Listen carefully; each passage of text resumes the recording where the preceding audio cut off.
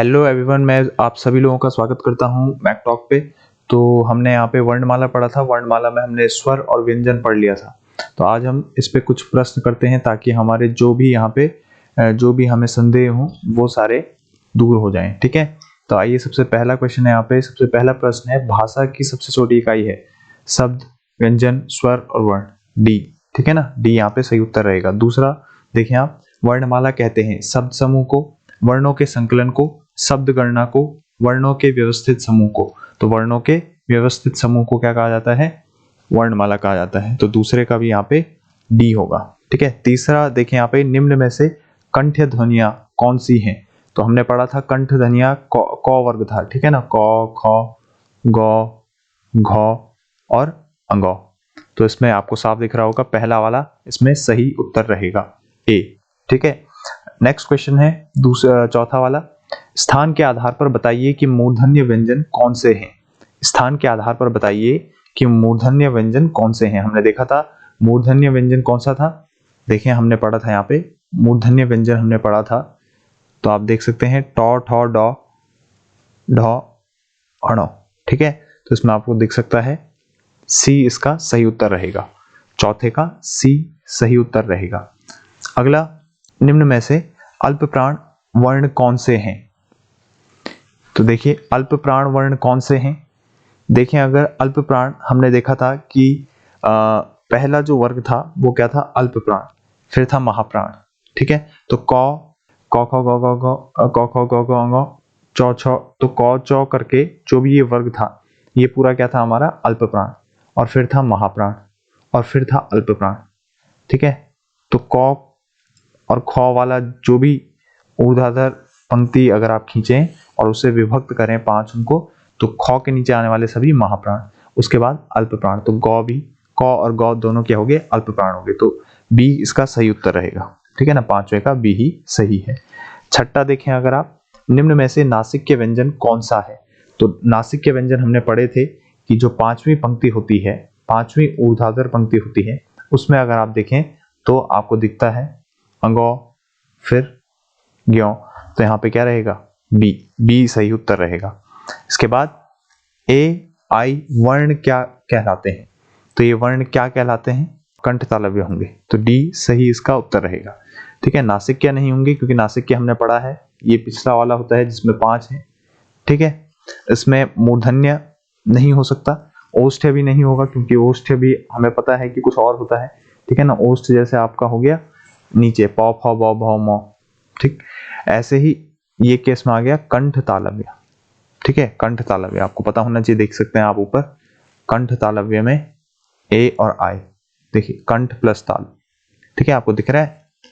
देखिए अगला उत्तर, अगला प्रश्न 8वां, हिंदी वर्णमाला में आयोगवाह वर्ण कौन से हैं? देखिए आयोगवाह वर्ण, आयोगवाह क्या होता है? इसके अंतर्गत आपका इस तरीके से और विसर्ग, ठीक है, ये दोनों आते हैं।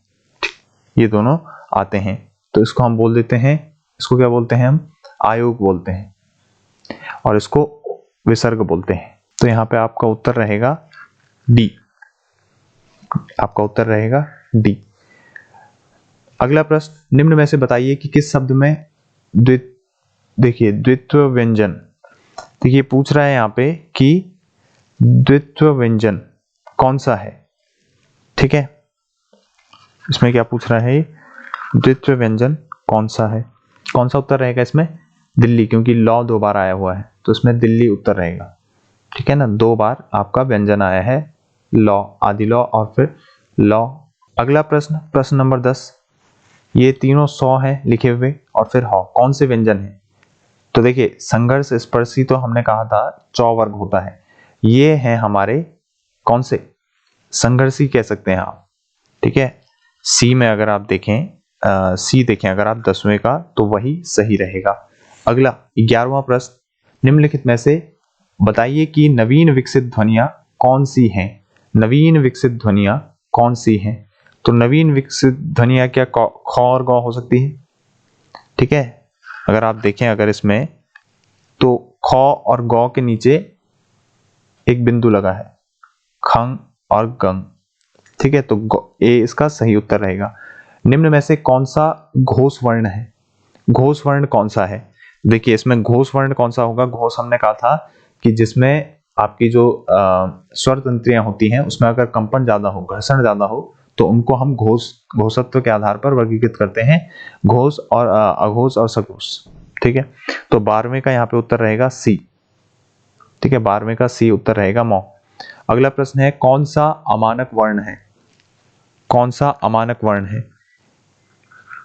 तो आप इसमें देख सकते हैं, देखिए ख, ध और ये है आपका भौ और ये है मौ, तो इसमें सी इसका सही उत्तर रहेगा, भौ। ठीक है ना, सी इसका सही उत्तर रहेगा। ठीक है, पर फिर भी इसमें साफ दिख नहीं रहा है। ठीक है, ये दोनों एक से ही लग रहे हैं। तो अगला क्वेश्चन देखते हैं, अगला प्रश्न देखें। देखिए क के नीचे बिंदु है, ठीक है, क, ख, ज और फ, ये क्या है? आगत ध्वनियां हैं और कहां से ली गई हैं? अरबी और फारसी से। तो पूछ रहा है ध्वनियां किसकी हैं? अरबी फारसी की। बी इसका सही उत्तर रहेगा। 15, हिंदी में मूलतः वर्णों की संख्या कितनी है? तो मूलतः जब भी बात करे तो वो बात करेगा किसके आधार पर? लेखन के आधार पर। लेखन के आधार पर हमेशा अधिक होती हैं। और अगर पूछा जाए कि आपकी मात्रा उच्चारण के आधार पर कितनी होती है, तो उच्चारण के आधार पर 45 होते हैं। ठीक है, 45 होते हैं। इसमें अगर आप देखें तो 10 आपके इसमें अगर आप देखें तो 10 आपके हो जाते हैं स्वर और 35 हो जाते हैं आपके व्यंजन। इसमें हो जाते हैं 13 स्वर और व्यंजन हो जाते हैं 35 + 4, क्योंकि 4 संयुक्त व्यंजन आ जाते हैं। ठीक है, 4 संयुक्त व्यंजन आ जाते हैं। कौन कौन?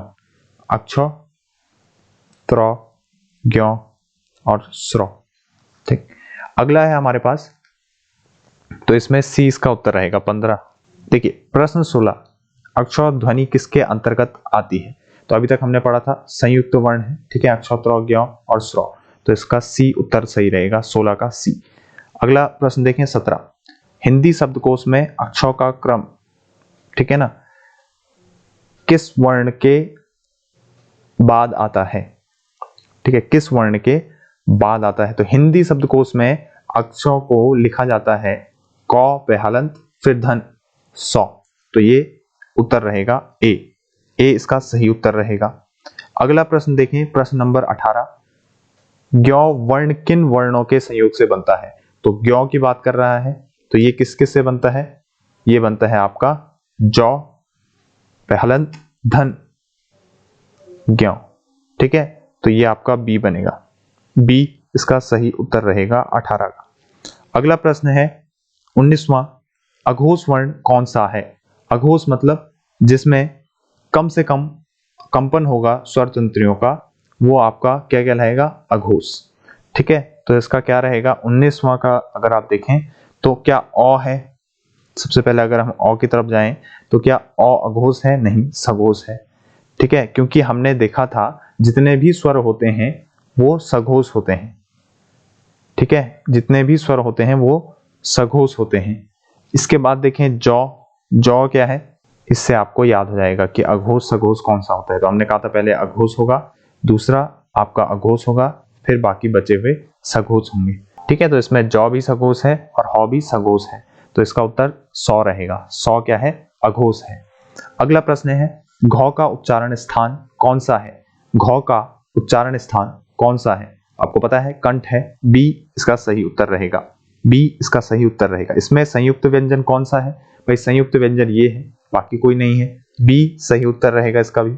21 का भी बी होगा। 22 में देखें, निम्नलिखित में से कौन सा वर्ण उच्चारण की दृष्टि से दंत्य नहीं है? दंत्य नहीं है, ठीक है ना। तो दंत्य देखिए तौ थौ दौ धौ नौ, तौ थौ दौ धौ नौ, तो मतलब कि टॉ नहीं है, तो डी इसका सही उत्तर रहेगा 20। ठीक है, अगला प्रश्न है 23, जिन शब्दों के अंत में अ आता है उन्हें क्या कहते हैं?